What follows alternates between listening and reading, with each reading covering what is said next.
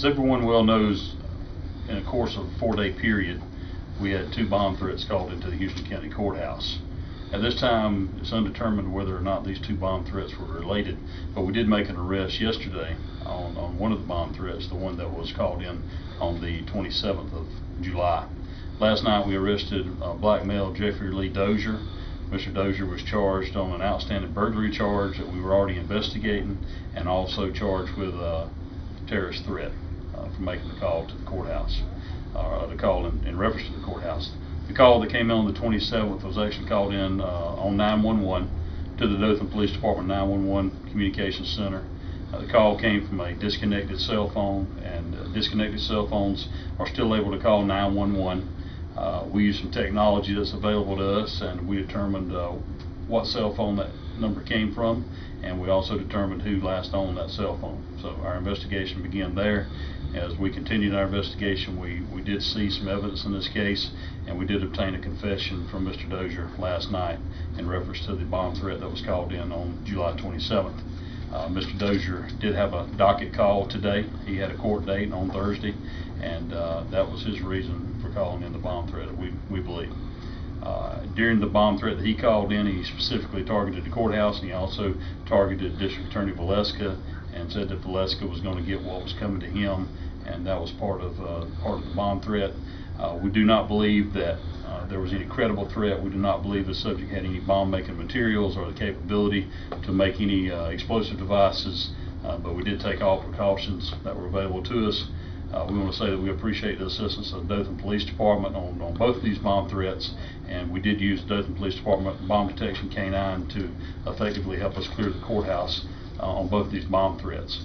Without the use of that canine, it would have taken many hours to clear the courthouse of any suspicious packages or possible explosive devices. With the bomb dog, it took us probably about 2 hours or less on each occasion. And we'd like to thank the Dothan Police Department for their assistance in this case. What kind of penalty is Dozier looking at with calling in a fake bomb threat? Terrorist threat charge is a Class C felony, punishable by 1 year and a day to 10 years. Okay. Sheriff, what relationship do you see between the first bomb threat and the robbery? We don't see any correlation to that now, but the suspect in this case did mention that. I think it was just a coincidence that it happened. So we don't see any relationship right at this point between the 2 crimes.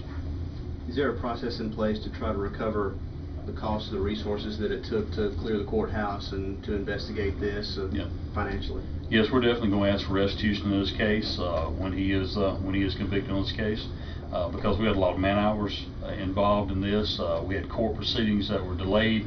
We've got business over here in the courthouse to do. We've got cases that we need to prosecute. We've got civil cases going on. We've got the general public in and out of the courthouse for different types of business, and we need to make sure that the courthouse can be open and it can be secure, and that people can conduct their business on a daily basis. So we're definitely going to go after it for restitution for disrupting the business of the Houston County Courthouse.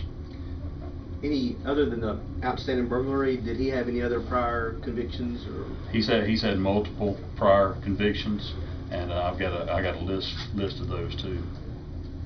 I'll give you all at the end. Again, so what was his motivation for calling in this bomb threat? I think it was a combination that he was mad at the criminal justice system for the trouble that he's been in, laying blame somewhere else where you should lay the blame on himself. And he also was trying to avoid his docket call today, which would have set a trial date on one of his last charges. Being that he specifically mentioned that it's district attorney, does that up his charges at all? No, it'll be the same charge. Sheriff, on the first bomb threat, a 2-block radius of streets was closed down around the courthouse. The response didn't seem to be the same for the second bomb threat. Why was that?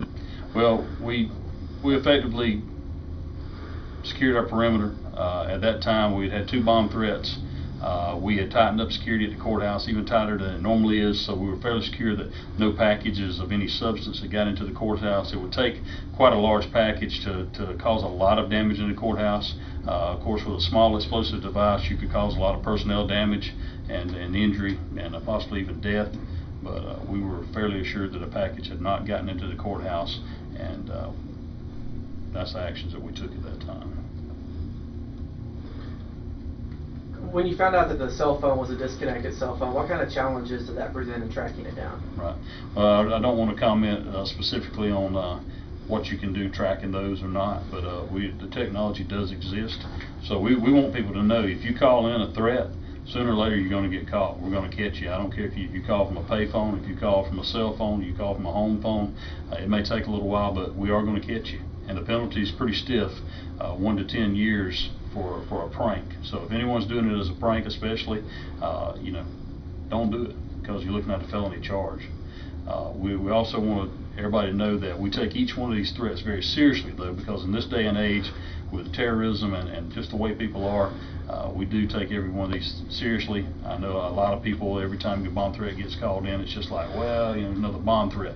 We can't take it that way. We have to treat it as if it might be the real thing, and we have to go through certain protocols that we have for bomb threats and make sure that nobody's injured, even though it's 100 degrees and some people are inconvenienced. Do you know the total amount of years this guy's facing? Well, he's facing a burglary charge. On a burglary charge, it's Class C felony, 1 to 10, and then this is another 1 to 10. And I'll just he's got a history of he's done prison time for possession of controlled substance. He's also been charged before with possession of marijuana, possession of forged instrument. He's got 3 pending burglaries and pending theft of property.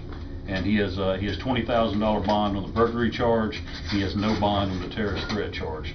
And the no bond was set by Judge Mendel.